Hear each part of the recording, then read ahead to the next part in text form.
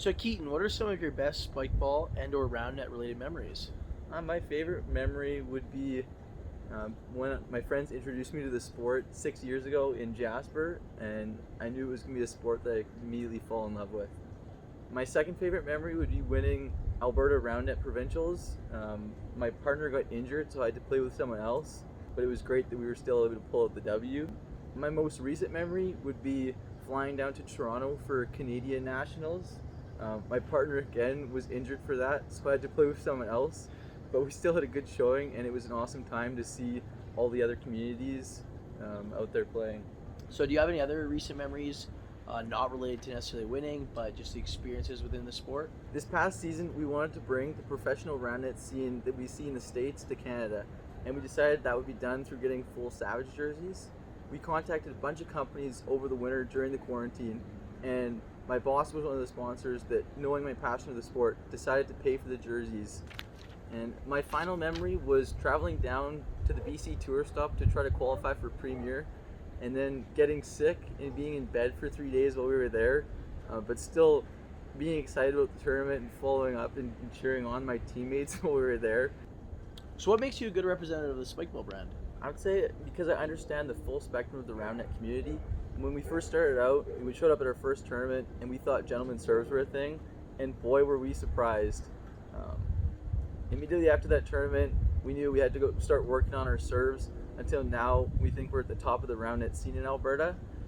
But even though that's the case, we love going to drop-in still and showing other people who are just getting into the sport what is possible and what they can do with a little bit of practice. This brings me to my second point.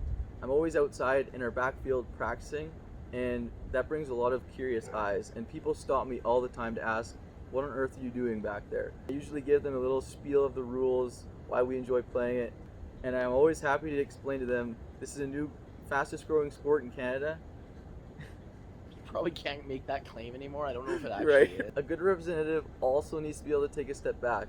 I've done lots of coaching sessions with David Vandenbjart, the most well-known ambassador in Alberta. We've also pitched to our high school athletic director to start an after-school program for people who are wanting to learn Spikeball. I've also been making other people the face of Spikeball ever since I started. My first tournament, I had my camera with me, and I asked David, hey, is anyone taking photos? I'd love to help out. And yeah, it would be a nice change for once to be in front of the camera instead of always being behind the camera. I also love the progressive approach Spikeball's taking to the sport, all the new innovation of rules and changes to the game that's going to increase the watchability and the fun the players are having. We've taken it upon ourselves to actually improve the nets by filling them with different substances to strengthen them because we've broken so many rims in the past. So what excites you about potentially being part of the team Spikeball program? I'm really excited about travel. As someone who hasn't been able to attend any of the United States tournaments, knowing I'll be able to compete at that level, this is definitely going to give me an opportunity to travel down and play in the States.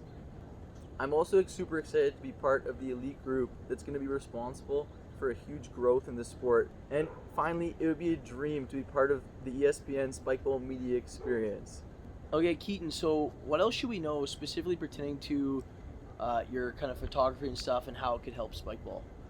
I'm super excited to document this while I travel. I have a personal brand on Instagram that I'm constantly filming stuff for, and this would be a great experience to showcase what Spikeball is and what it means to me. He got cold, but it's okay. So I'm also really well known for playing in the indoor courts here in town. As you can see, it's too cold and way too much snow to practice outside. I'm excited to compete in some outdoor tournaments with some potentially warmer weather. Oh, back I guess. I also guarantee some absolute balls to the wall highlights on ESPN. And lastly, I am willing to cut my hair if that's a request.